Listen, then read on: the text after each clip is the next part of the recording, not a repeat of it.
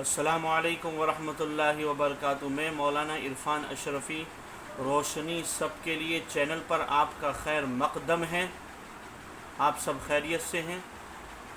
عزیزان محترم، آج میں آپ کے سامنے ایک ایسے موضوع کو لے کر آیا ہوں جو پڑوسی کے تعلق سے ہے۔ اسلام میں ماں باپ کے بعد جس کو سب سے زیادہ تاکید فرمائی گئی ہے وہ پڑوسی کا رشتہ ہے۔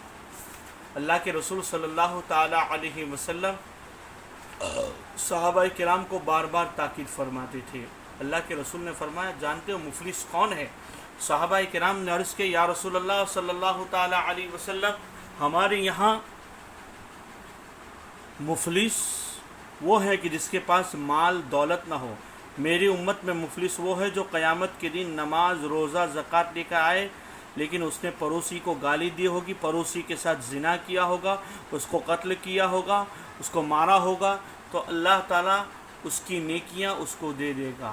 عزیزان محترم، عام طور پر گالی گلوچ، تہمت اور زنا وغیرہ جیسے بڑے گناہ پڑوسی کے ساتھ زیادہ پیش آتے ہیں۔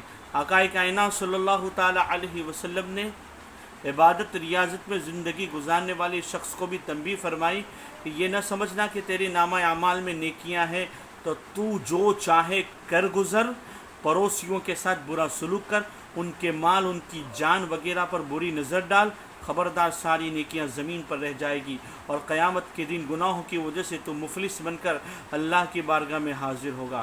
حضرت ابو شریح رضی اللہ تعالی عنہ سے روایت ہے، اللہ کے رسول صلی اللہ تعالی علیہ وسلم نے ارشاد فرمایا، من کان یؤمن باللہ والیوم الآخر، جو اللہ اور یوم قیامت پر ایمان رکھتا ہے چاہیے کہ وہ پڑوسی کے ساتھ حسن سلوک کرے۔ حدیث شریف میں اللہ تعالیٰ روز جزا پر ایمان رکھنے والوں کو تاکید فرما رہا ہے کہ اگر تم مومن ہو اس کا اظہار اپنے اعمال سے بھی کرو، صرف زبانی دعویٰ نہ کرو بلکہ اپنے پڑوسیوں کے ساتھ نیک سلوک کر کے بتاؤ کہ ہمارا دین کتنی اچھی تعلیم دیتا ہے کہ پڑوسیوں کے ساتھ پیار محبت سے پیش آنے کی تعلیم دیتا ہے۔ تاریخ میں ایسے بے شمار واقعات ملتے ہیں کہ جن میں پڑوسیوں کے ساتھ حسن سلوک کی وجہ سے انہیں اسلام کی دولت ملی ہے۔ حضرت عبداللہ ابن عمر رضی اللہ تعالیٰ عنہما سے روایت ہے، وہ فرماتے ہیں کہ حضرت عائشہ صدیقہ رضی اللہ تعالیٰ عنہما نے فرمایا کہ مجھے جبرائیل علیہ السلام پڑوسی کے بارے میں تاکید کرتے رہے، یہاں تک کہ میں گمان کر بیٹھا کہ وہ اسے وراثت میں شریک کر دیں گے۔ حضرت مجاہد سے روایت ہے، وہ فرماتے کہ حضرت عبداللہ ابن عمر رضی اللہ تعالیٰ عنہ کے پاس بیٹھا ہوا تھا، ان کا غلام بکری کی کھال اتار رہا تھا۔ انہوں نے اپنے غلام سے فرمایا، غلام جب اس کام سے فارغ ہو جائے تو سب سے پہلے اس کا گوشت ہمارے یہودی پڑوسی کو دے دینا۔ کہا کہ آپ یہودی کو ہدیہ دیں گے؟ اللہ تعالیٰ آپ کی اصلاح فرمائے۔ حضرت عبداللہ ابن عمر رضی اللہ تعالیٰ عنہما نے فرمایا کہ بلا شبہ میں نے نبی کریم صلی اللہ تعالی وسلم کو پڑوسی کے بارے میں اتنے تاکید فرماتے ہوئے سنا کہ ہم ڈر گئے کہ عنقریب اس کو ہماری جائیداد کا مالک بنا دیا جائے گا۔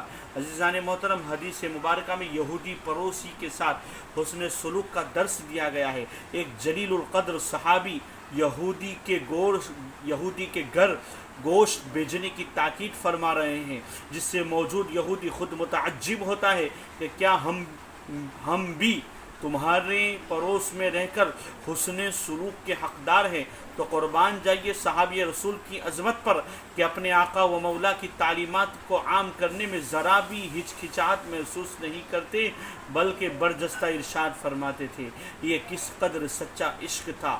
صحابہ کرام کو اپنے آقا سے وہ نہ دوست دیکھتے تھے، نہ دشمن دیکھتے تھے، نہ نفع دیکھتے تھے، نہ نقصان دیکھتے تھے، بس ان کی یہی تمنا تھی کہ اپنے آقا کے فرمان پر عمل کرنا اور سرکار کی رضا کو راضی حاصل کرنا، سرکار کی رضا کو راضی کرنا۔ لیکن آج افسوس کی بات یہ ہے کہ آج ہمارا مسلم معاشرہ کس طرف جا رہا ہے۔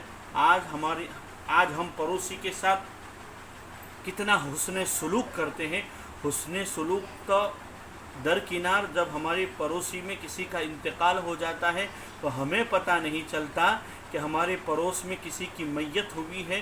افسوس کی بات ہے کہ آج ہمارا ایمان اتنا کمزور ہو چکا ہے۔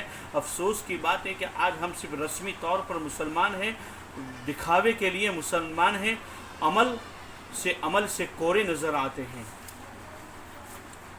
حضرت سلطان بایزید بستامی رضی اللہ تعالیٰ عنہ کا نام آپ نے سنا ہوگا. یہ بہت بڑے جلیل القدر اللہ کے ولی تھے. ایک رات وہ اپنے گھر میں سو رہے تھے، پوری رات وہ سو نہ پائے. اس لیے سو نہ پائے کہ ان کے بغل میں جو مکان تھا کسی یہودی کا مکان تھا، اور بچے کے رونے کی آواز آئی. آپ نے دروازہ کھٹکھٹایا، اندر سے آواز آئی کہ گھر میں کوئی مرد موجود نہیں. سلطان نے اپنا تعارف کرایا کہ خیریت پوچھا. یہودی کی بیوی نے فرمایا کہ میرا شوہر کئی مہینے کے سفر پر گیا ہوا ہے اور اس عرصے میں میرے یہاں ولادت ہوئی ہے. رات بھر وہی بچہ روتا رہا. سلطان نے بچے کے رونے کی وجہ سے دریافت کی تو عورت نے بتایا گھر میں اندھیرا رہتا ہے، میں ہوں پردہ نشین عورت، مزید مفلسی مسلط ہے، کوئی تیل لانے والا ہے نہ تیل منگانے کے لیے پیسے ہے، تھوڑا بہت پیسہ ہے میرے شوہر نے جاتے وقت رکھ دیا تھا اسی پر درکنار ہے. فجر کی اذان ہو چکی تھی. عورت کا جواب سن کر حضرت سلطان بایزید مسجد چلے گئے. اس دن سے ایسا لگا کہ جیسے کہ عورت کے گھر میں بہار آ گئی. ضرورت کی ہر چیز سلطان بایزید کے گھر سے پہنچنے لگی. شام ہوئی تو اللہ کا ولی جسے دنیا آج تک سلطان العارفین کے نام سے اور جانتی اور پہچانتی ہے، ہاتھ میں تیل کی کپ لے کر یہودی کے دروازے پر کھڑا ہو گیا. کہیں اس کا مکان تاریک نہ ہو جائے، اس کا بچہ اندھیرے میں کہیں رونے نہ لگے. کئی مہینے یہ سلسلہ چلتا رہا، حتیٰ کہ یہودی پڑوسی سفر سے واپس آ گیا. وہ سوچتا آیا تھا کہ گھر میں بہت تکلیف ہوئی ہوگی، لیکن جب اس کی بیوی نے بتایا کہ تکلیف اٹھانے کی نوبت نہ آئی. سلطان اور ان کے گھر والے مسلسل اس بچے کی دیکھ بھال کرتے رہی.